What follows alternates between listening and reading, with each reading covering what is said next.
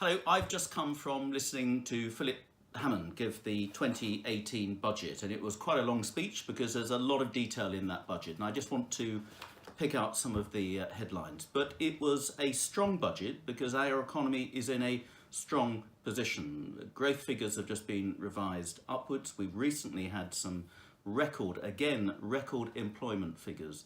More people in work than ever before, fewer people out of work than ever before, and most of those people are in full-time jobs. Actually, there's been a big fall in those so-called zero contract jobs. So these are real jobs. And it was also about how the economy is working well, but we clearly need to make it work well for everybody. And there were lots of measures in this budget to make sure everybody can benefit from the sacrifices we've had to make in the last few years and the results of that sacrifice and the growth we're now seeing coming through. So we've actually, in the budget, it's forecast that for the next 5 years we will see real term growth, well above inflation, growth in wages. And we want to see better skilled jobs, better paid jobs and better productivity. And that's what this budget was largely about. And there are a lot of measures for business to make sure we remain one of the most competitive places to do business in the whole of the G20, and competitive tax rates are an important part of that. The budget deficit is down now by more than 80% under this government from the very large structural debts that we took over from the last government. It's now more than 80% down on the deficit we were running year on year back in 2010. That's responsible housekeeping, and we're going to get back into surplus in the next few years. One result of that was the Chancellor's announced today that the increase in tax allowances, which was due to come in 2020-2021, are being brought forward a year. So from April next year, the tax allowance, before anybody starts paying tax, will rise to £12,500, and it will also rise for the high rate taxpayers as well. That means more people than ever are not paying tax because we've raised those tax thresholds to make sure that those earning least of all get to keep all of their wages and their income. That's got to be right for the low earning people in our economy, and that benefits everybody as well. Now, there's good news for services. The recent announcement of more than £20.5 billion going into the NHS, record levels of funding in the NHS, has been fully costed and fully funded. An additional announcement of £2 billion, particularly going to mental health services, which is a particular worry to me, and a concentration on that money on children and extra mental health services in our schools. And we all know the pressure that our young people are up against at the moment, and that's got to be good news too. There'll be more money for local authorities to deal with adult social care, about £650 million going into adult social care. That probably won't be enough, but that's a very good start. Similarly, some additional money going to children's social care. That's a big issue for me as a former children's minister. It's just under 100 million extra. I think we need to see more than that, but again, it's a step in the right direction. We've got to get it right for our children at an early stage. And 400 million more going into our schools. Now, I've been banging on a lot about the unfair funding of schools, particularly in West Sussex. So again, this is a good start, but I want to see a lot more money going into our classrooms, and particularly a fairer funding formula that means that children in West Sussex are not funded so much lower than children in London boroughs and other metropolitan areas around the country. So this is work in progress, but again, it's a helpful measure today. Good news of an additional £1 billion going into our defences, particularly dealing with cyber attacks and the way modern day warfare happens, and an extra 160 million into our counter-terrorism police, because that is where the serious crime and the serious challenges facing our society are increasingly coming these days. Now, I mentioned business earlier.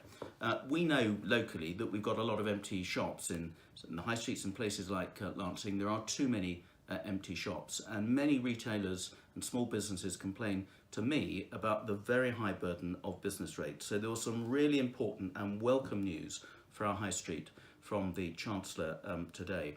Business rates are going to be cut by a third for the next 2 years for the smaller businesses. That's 90% of shops are included in that. Will save something like £8,000 a year, and that can make a big difference, particularly from some of our smaller high street shops. So that is really good news. There's also going to be a tax on digital services. Now, we've heard a lot recently about companies like Facebook and Google and Amazon, parts of the modern social media digital economy, who seem to be paying very small amounts of tax and also not getting penalised for some of the stuff we see on their social media sites. Well, the Chancellor is going to be consulting on bringing in a new tax specifically aimed at those sorts of businesses and creating a level playing field with those conventional businesses who still use high street shops, for example, as well. Now, there's another really important move, and a lot of people have written to me about this recently, and that's universal credit. Universal credit is a huge shift in the way we take care of people on benefits that doesn't disincentivise work. The scheme is absolutely right and is where we need to go, and I've spent a lot of time at the Benefit Centre at Worthing, seeing how prepared they are for it, taking people to see them, people from local food banks as well, to see how we can work better to make sure the benefit system is working better for those people who need it, and when they can go back into work, they've got every help and support and incentive to do so. But it needed to be funded better to make sure it's working better for those people going on to universal credit. And so there's some big announcements today about an extra £1.7 billion to help the support levels for those people going onto universal credit to make sure it's going to work effectively for people. And I'm really pleased to hear that. Also, some confirmation about the living wage. The living wage is going up from £7.83 at the moment an hour to £8.21 from next year. That's almost a 5% increase, well above the inflation rate as well. So there's a lot going on in this budget to help those who are not as well paid, who need the biggest support of all. And for the 9th year running, the Chancellor is going to be freezing fuel duty. That helps lots of families, and they're also freezing beer and spirits and cider, which I'm particularly pleased about as well. And we're going to see some big spending on our roads, and I shall be pitching to make sure we get some of that spending to help the measures that we need on the A27, where there's work going on to see exactly how we're going to address the congestion problem on the A27, which of course hasn't been helped by the proposals, not confirmed yet, about having IKEA as a part of the new Monks Farm development. So there's a lot in this budget, a lot of detail, but a lot of good news for a lot of people across the country, from whatever your job, whatever your background, whatever your status, your family circumstances, and across the whole of the United Kingdom as well. We've still got tough challenges ahead. We've still got the Brexit deal to get through as well. But this budget shows that this government has made some tough decisions, has made the right decisions, economically responsible decisions, and good housekeeping decisions to make sure we've got a buoyant and balanced an economy that can sustain whatever we have to be thrown at it over coming years.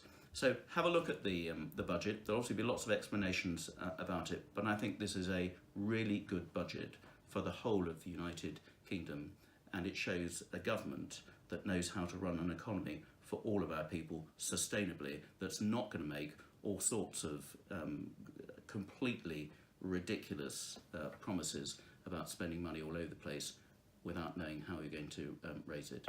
So I'll put some more details on my website, but it's good news from the Chancellor today.